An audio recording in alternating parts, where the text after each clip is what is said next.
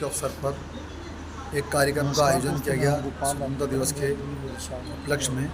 आप देख सकते हैं यहाँ पे बच्चे जो हैं कार्यक्रम कर रहे हैं और उनके साथ क्षेत्र के गणमान्य समाज सेवी सभी लोग उपस्थित हैं।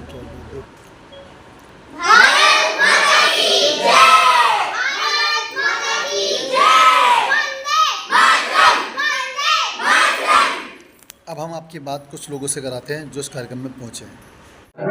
नमस्कार दोस्तों, मैं हूं गोपाल आशुतरन। मेरी दिल्ली में निशान की विशेष रिपोर्ट में आपका स्वागत करता हूं। इस वक्त हम आयुष भवन में आए हुए हैं। यहां पर आज स्वतंत्रता दिवस के अवसर पर एक कार्यक्रम का आयोजन किया गया। जानते हैं किस प्रकार कार्यक्रम था, लेकिन हम विजय जी से ये भी जानेंगे कि कल भारतीय जनता पार्टी ने 14 अगस्त को विभीषिका के रूप में मनाया और कुछ लोगों का मानना है कि भारत के सनातनियों के साथ 15 अगस्त को न्याय नहीं हुआ 1947 को। सर, आपका बहुत बहुत स्वागत है मेरी दिल्ली में। सर, आप इसे किस प्रकार देखते हैं दो घटनाओं को? देखिए, यह बात तो ठीक है कि 15 अगस्त 1947 को देश आजाद हुआ, परंतु वो देश जो आजाद हुआ इसके साथ जो इस देश के साथ हुआ, मातृभूमि के 2 टुकड़े कर दिए गए और हजारों वर्ष पुराने ये राष्ट्र था। और अगर उस सपने को देखें, उस अखंड भारत के नक्शे को देखें, तो वो कहां से कहां फैला हुआ था।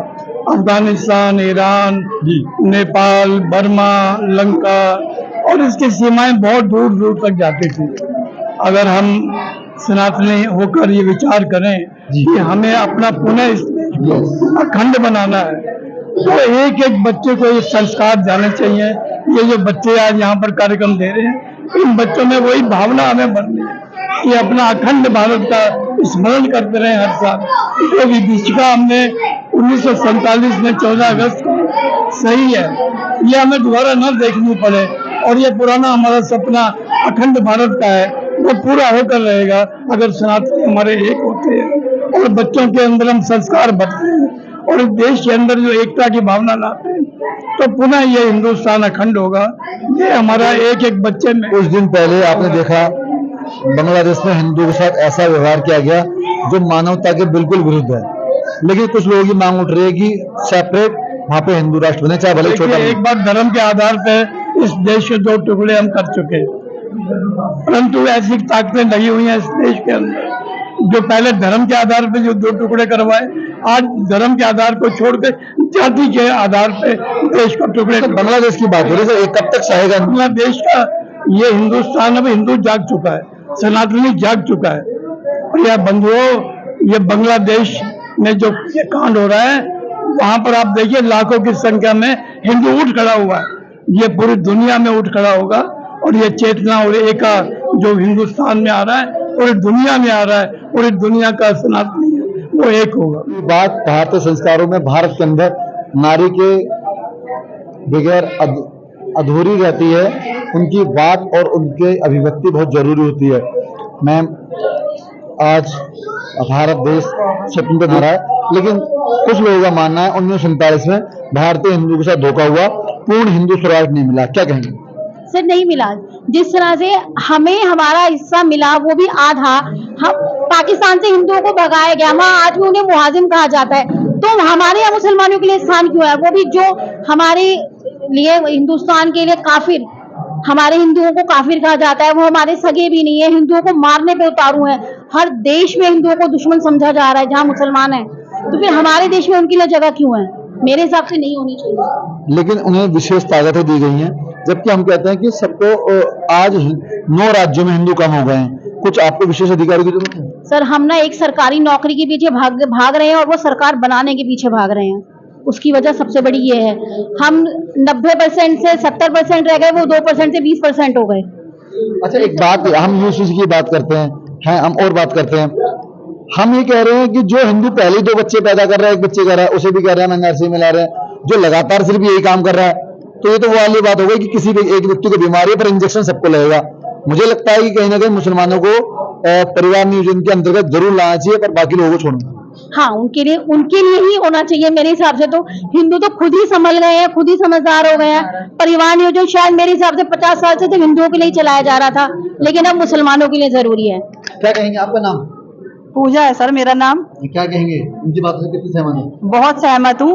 सही बात है। हिंदुओं का कोई यहाँ पे, जहाँ पे हिंदू ज्यादा होने चाहिए वहाँ पे अब हिंदू कम हो रहे हैं और मुसलमानों की तादाद बढ़ रही है। तो हम चाहते हैं कि सब हिंदू एकजुट होकर मिले और अपने देश को उच्च स्थान पर पहुंचाएं। आपका नाम? मेरा नाम पूनम है और मैं यही कहना चाहूंगी कि जितने मुसलमान या जो कोई भी है और उन्हें जनसंख्या कम से कम ही रखनी चाहिए। वो जनसंख्या इतनी बढ़ाते हैं, वो सीधे एक ही डायलॉग मार देते हैं कि अल्लाह की देन है। तो इस चीज से थोड़ा सा वो रखें और दिमाग का यूज करें। मेरा नाम अनुभा है, आर्टिस्ट हूँ मैं। और आर्टिस्ट की जो भाषा होती है हर प्रकार का व्यक्ति समझता है। मैडम, कहीं ऐसा लगता है कि आज भारत सिकुड़ता जा रहा है सनातन के मामले में? जब भी हिंदू राष्ट्र की बात करते हैं तो लोगों को अजीब सा भय होता है, जबकि देसी सनातनी होता। देखिए, मैं यहाँ घुमा फिरा के और वैसा कुछ नहीं बोलूंगी। मेरे खुद स्टूडेंट हैं, मुस्लिम हैं, ठीक है। मैं अपना बहुत कुछ सामान अपने मुस्लिम फ्रेंड्स हैं उनसे करवाती हूँ। तो मेरे को जो चीजें जब आती हैं इंस्टा पे, सोशल मीडिया पे, तो देखते हुए थोड़ा गुस्सा तो आता है, क्योंकि और पढ़े लिखे लड़के भी हैं, सब लोग हैं, वो लोग क्रिटिसाइज करते हैं, वो लोग बात को समझते नहीं है। तो मुझे लगता है मैं लिखूं कि नहीं लिखूं, क्योंकि मेरे स्टूडेंट्स वगैरह और लोग भी देख रहे हैं, क्योंकि मैं उनसे तो बातचीत करती हूँ, तो ये तो दोगली वाली बात हो जाएगी। आप मानते हैं कि वो जो आपके स्टूडेंट है मुस्लिम है, क्या आपके देश, आपकी भाषा और आपके धर्म को, और जो कि सनातन है उसको समझने की कोशिश करते हैं? देखिए, कुछ तो हैं, कहीं ना कहीं दिक्कत है। हाँ, जो मुझे लगता है, अब वही वाली बात है ना कि कई जगह पड़ोस के ही उसने और करीबी उसने ऐसा कुछ किया है, फिर हम सोचने पे मजबूर हो जाते हैं। तो यही वाली बात है कि हम थोड़ा सा लिखते हुए वो करते हैं। दिक्कत सिर्फ ये है कि हिंदू मुस्लिम भाई भाई सही बात कहने में डर क्यों है? नहीं, डर कुछ नहीं है, ऐसा कुछ नहीं है। मैं खुद, ये बात हो रही है, मेरी फ्रेंड्स के साथ होती है बहस, इस बारे में भी होती है। दिक्कत सिर्फ वहां पे है, और बहुत अच्छे से बहस होती है कि अगर कुछ गलत हो रहा है, ठीक है, जैसे वो 2 गैंगस्टर हमारे इधर यहाँ से यूपी में मारे गए, तो हमारे यहाँ किसी ने भी वो विकास दुबे का विरोध नहीं किया, कोई नहीं रोया, उसके लिए एक आंसू नहीं बहाया। अतीक के लिए इतना सबके सब ये ऐसा उसे शहीद जैसा दर्जा क्यों दिया? क्यों पढ़े लिखे लोगों ने क्यों विरोध नहीं किया कि नहीं? बात कही आपने, बड़ी अच्छी बात कही। 2 मासूम बच्चों की हत्या कर दी गई, एक व्यक्ति द्वारा, लेकिन मेरा मानना उन 2 मासूम की एक व्यक्ति ने नहीं की थी, उन 30,000 लोगों ने की थी जो उनके जनाजे में हुए थे। मुझे लगता है दर्द होता है। बिल्कुल, मेरी इस विषय पे मैं हर जगह पे, सोशल मीडिया पे, जो बड़े इंटेलेक्चुअल बनती है ना अपने आप को, नहीं जी हम लोग कुछ नहीं लिखते, आप बड़ी सोशल मीडिया पे एक्टिव रहते हो। अरे भाई, जब दिमाग दिया है, खाने को तुमको अक्कल है, क्यों नहीं तुम विरोध करते हो? क्यों अपने आप को बड़े सोशल बन के दिखाते हो?